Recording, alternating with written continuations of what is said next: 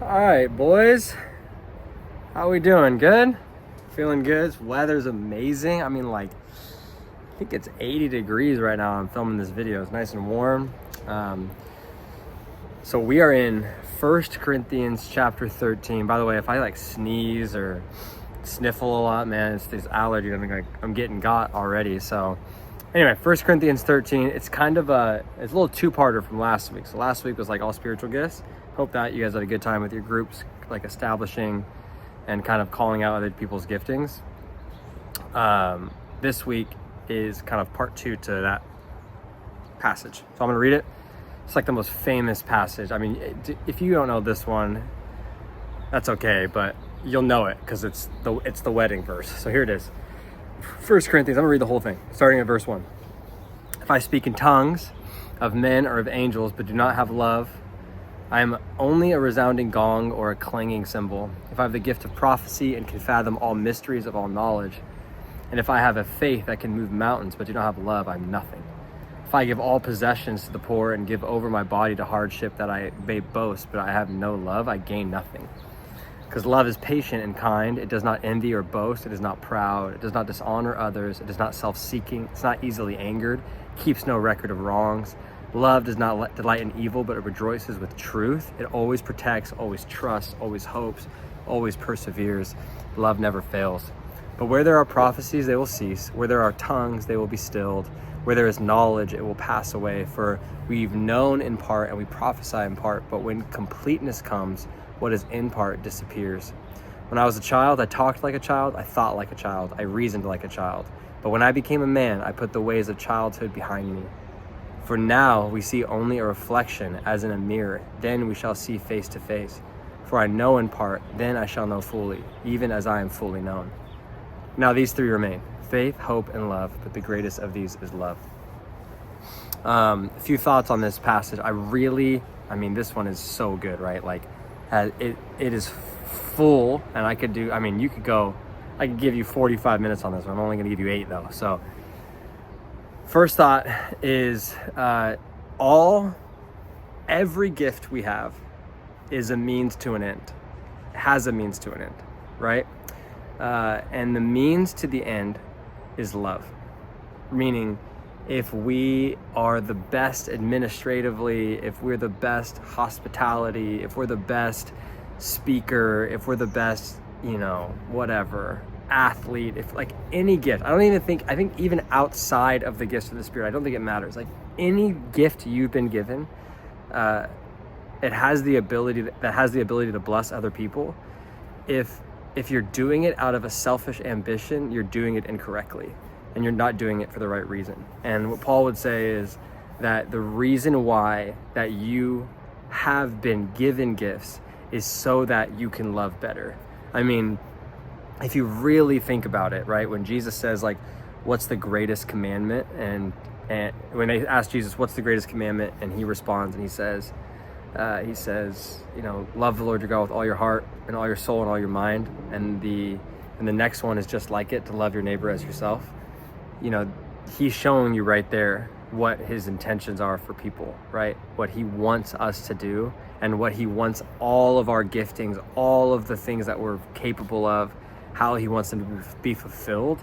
And that is in the practice of loving people.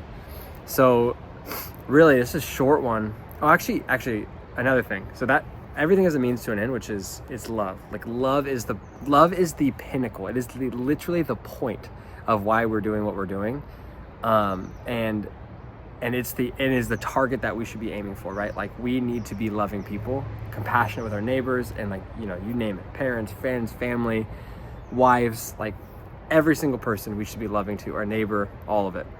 I like this section in verse 11 when he says, when I was a child, I talked like a child, I thought like a child, and I reasoned like a child. But when I became a man, I put the ways of childhood behind me. And I like that because in the context of what he's talking about, right? He's saying, remember the context of the whole letter, right?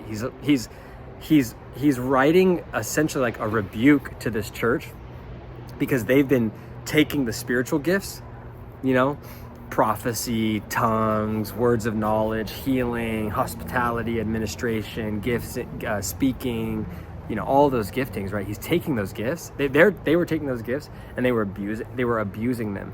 And they were saying that some were superior than others.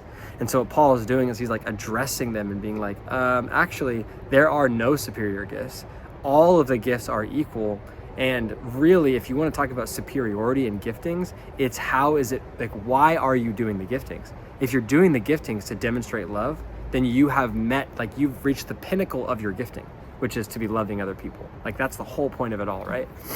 But he when he mentions this child piece, he's like think about like when you were like a young man, like a teenager, right? And you just had that maybe this is just me, maybe I'll just say that. I was just like rowdy, hyper competitive, and like I didn't really care about others. I remember I was talking to Bill Haslam, and he's like a genius, and he did all this work in his doctorate program on adolescent development, specifically like spiritual formation and adolescent development. And he was telling me that, this is when I worked with high schoolers, he was telling me that boys, they don't have like empathy until they're like 17 or like 18 or something like that. Like their whole, from like middle school all the way up until like the middle of their high school career, they lack empathy. So think about this, so think about from the beginning when they're born all the way till they're like 16 or 15 or 16 or whatever, like they don't have empathy. So think about that, like when you see like boys on a playground and they like, or maybe you're like me, I had like older brothers, like my brothers just like beat me up and I would just go and like beat up kids, and I didn't like have this huge empathetic bone, meaning like I couldn't understand how that would have, like if that happened to me, I wouldn't be able to comprehend like how that affects them, right? They don't care. And so Paul is basically saying like you just, when you're a kid, especially like young men, like you don't really think about your actions, you just do stuff. And he's like, and now that I'm a man, I put those ways behind me. Like now that I'm a man, I think about the decisions that I make. I look at the decisions that I make, and I know that they have consequences, and I know that I need to make the right decisions. And the right decisions that I need to make is the way of Jesus, and that means loving people. So, a couple thoughts for you as we kind of wrap this thing up. Short video for you this week. Or shorter, I should say. Ryan was doing long videos, you guys, like 18 minutes. I was like, whoo! I'm like 8 minutes, 8 to 10, let's go. So anyway, who is it in your life? Who is it in your life? Do you think, man, I could be more loving to that person? And it could be like people you live with, right? Kids, your wife, your parents, whoever it is, your friend, roommate. Like who is it that you're like, man, I can be more loving and I can do the things that Paul talks about. I can be more patient. I can be more kind. I can be less proud. I can honor others better. I can be more selfless. I can be less easily angered. I can keep less record of wrong. I can delight in the good and not the evil. I can rejoice in the truth, right? Like who is it for you where you're like, man, if I really evaluated my situation that I'm in, like that is a person that I could be more loving to. And I can put one of those, descriptors of love and say like, that is the thing I need to be more of. A second practice that I think is really good. So that first one is like really tailored to like a specific person. But I think another practice that's really good is put your name instead of the name love and see if that's you. I think I've heard this done before. I think it's really helpful. So basically like put your name in place of the word love and evaluate like, oh, is that a true